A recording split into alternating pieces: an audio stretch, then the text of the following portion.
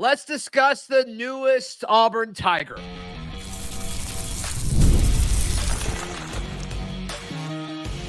You are Locked On Auburn, your daily podcast on the Auburn Tigers. Part of the Locked On Podcast Network, your team every day.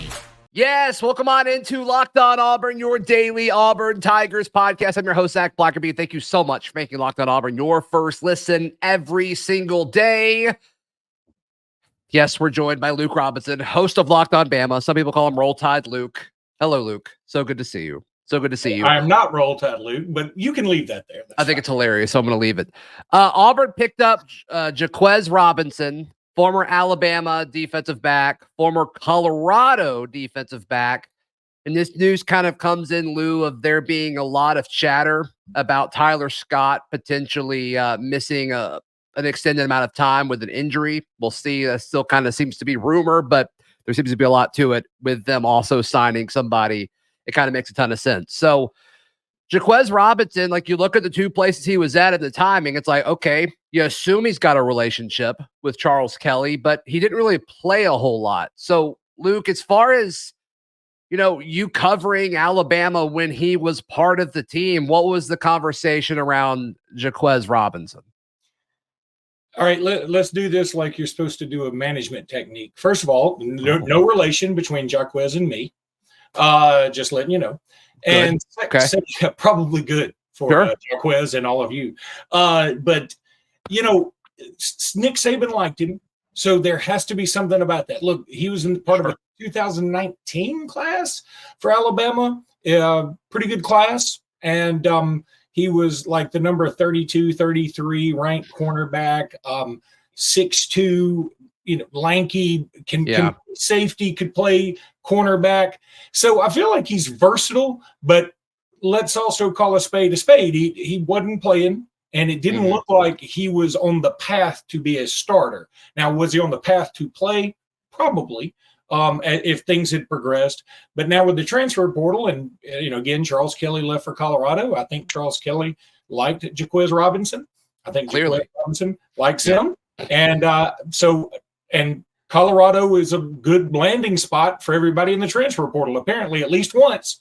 And so he went there, but he didn't play a lot. I believe he dealt with some injuries last year. So this is a guy, though, when you're talking about if Auburn has an injury and you're like, oh, my goodness, even if it's an injury to a guy who we plan on being a backup, we've got to get a body in here because it's the SEC and people get hurt. Then picking Jahquez Robinson up, who's been in Alabama's system, who's been in college for a long time, who's also been at Colorado and who's very familiar with Charles Kelly. Right. You could do a lot worse. It makes sense. Yeah, the talent is probably there. It's just he hasn't been on the field for one reason or another. So at Colorado last year, according to Pro Football Focus, he played 160 snaps. Most of those came at wide corner, but that's really the bulk of that was 2 games where he played 48 snaps at wide corner. And then the next week he played 19. But outside of that, a lot of it was special team stuff, which you need. Yeah. You need those guys on the roster to do that. And that's kind of what my expectations are for Jahquez Robinson, at least this season. I mean, Auburn, there are questions throughout the roster, but defensive back is not one for me. So to me, I think he's going to be a special teams contributor, potentially a depth piece. And like you said, right now, with all the context you just added right there, Luke, you take it. I think you take it when you're talking about the final few spots on your roster. Here's another thing about special teams. I know forever people have said, hey, you bring somebody in and immediately, even if they don't play as a freshman, you let them get on special teams, right? Because you want them to get the experience. I'm sort of the other way, that I'd rather have a guy like Jahquez Robinson who's been around for a long time, who realizes, okay, I'm probably not going to make my mark on defense, but I can make a mark on special teams. And so maybe he turns out to be, dare I say, a Chris Davis type, not a returner, but maybe he makes a big hit in the game. Maybe he makes nobody gets by him on kickoff returns, whatever. Sure. But I think that I would rather have somebody with a lot of experience and who's a senior who wants to make his mark somehow versus a freshman who may want to make his mark, but that may lead him to make mistakes more than anything else. Yeah. Yeah. I don't know. I mean, I didn't even talk about him on the show yesterday. I talked more about Alvin Henderson just because I think that was more important. I don't think the average Auburn fan is going to know much about Jahquez Robinson at the end of the season, just because I don't think he's going to be a guy that sees a whole lot of time, and that's okay. I do think you can add these types of guys, especially with Charles Kelly clearly trusting him. And I mean, he's got an eye for talent. I think you would agree with that. I think Charles Kelly's very good at what he does. If he wants him for the third time, I want him. So I think that's pretty much what it is. I want to talk to you. You got one more thing, Luke? Well, I was going to say, I don't think Charles Kelly was at Bama in 19. I mean, again, it's a long time ago, and I'm very old. So you would know, though. I don't think he was. So, I mean, it's not like I'm picking nits, but I'm saying I don't know that he wanted him a third time, but he clearly wanted him twice, which is plenty. Yeah, which is more than the average coach gets to pursue a kid in throughout their college career. Okay, I want to get your thoughts on recruiting in the state right now and what this does as far as the Iron Bowl and Auburn and Alabama going after the same kids and all that. So that's coming up in just a moment right here on Locked On Auburn.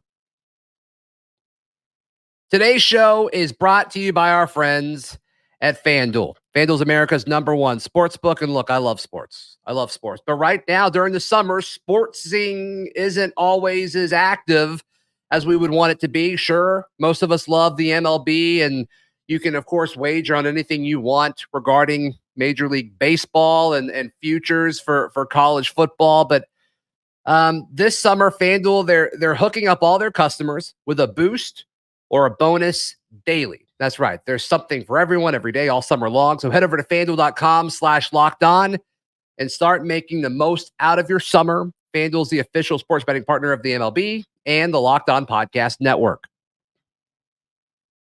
Luke Robinson, host of Locked On Bama, hanging out with us today for a few minutes here. Auburn is getting more top 10 guys in the state than they typically have been.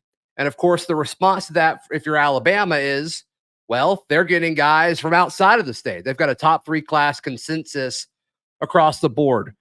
You follow recruiting closer and as longer as anybody. Does this feel a little different? It does feel different than it typically does. Would you agree with that?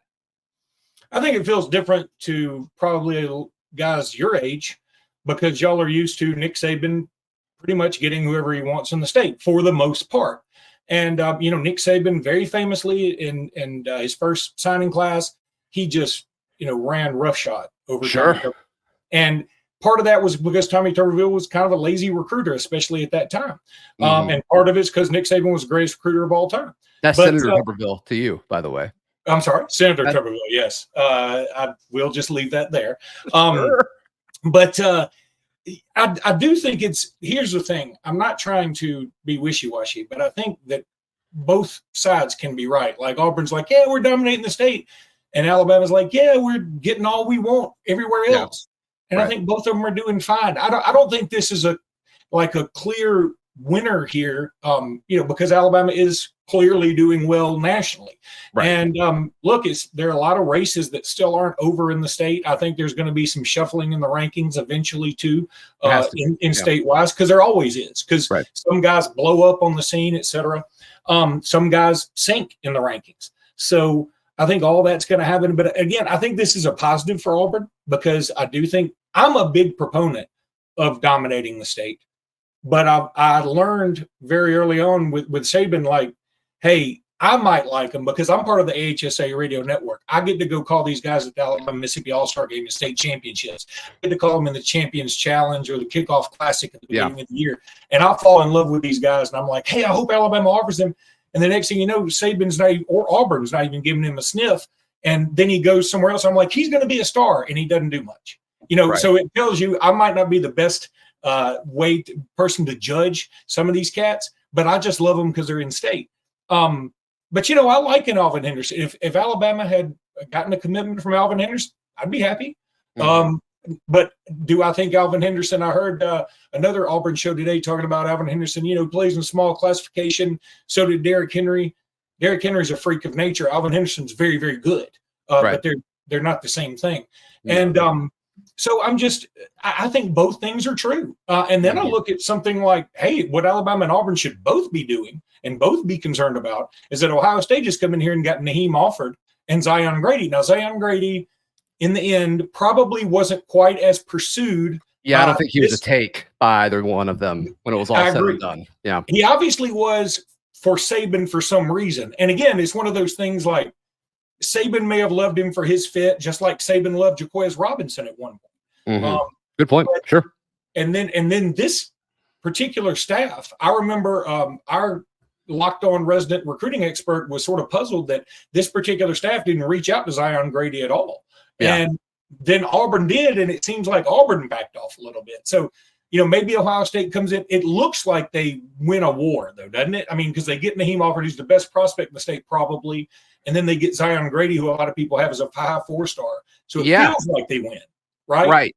Yeah. And I mean, we talk about this all the time. Like in recruiting, perception is everything. Yeah. And it looks like Ohio State went in. And if you look at On3's rankings, Ohio State went into the state and got the number 1 and the number, is he 6? 6. Yeah. 1 and 6 player in the state. Like, optically, that looks fantastic if you're Ohio State.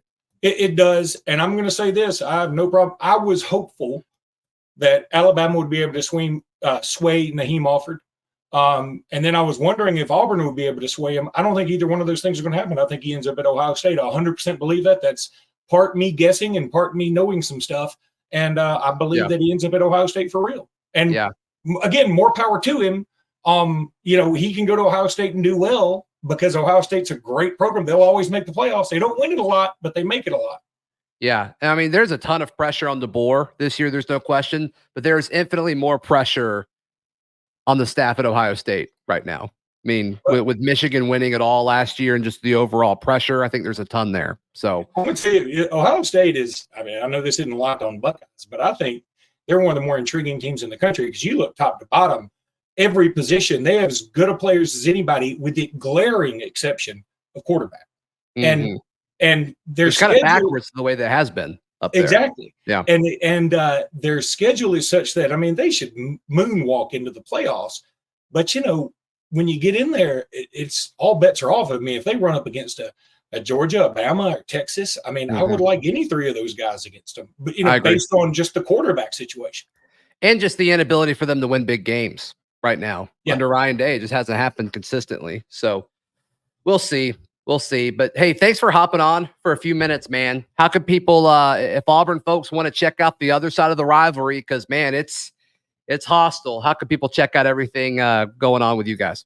Same place they check you out, anywhere on YouTube, anywhere on Spotify, Apple Podcasts, whatever. Not at Roll Tide Luke, but I do appreciate that. And if it was available, I'd steal it. But we do appreciate guys coming over and giving us some heck. I mean, look, when Alabama's lost some recruiting battles or lost a game, there've been a lot of Auburn activity, and I expect that. So I'm cool with it. I'm sure you get the same thing. Oh yeah, for sure. But comments are comments, and views are views, and we appreciate all of it. So thank you, Luke. Hey, please like the video. Please subscribe. We'll see you tomorrow. This has been Locked On Auburn.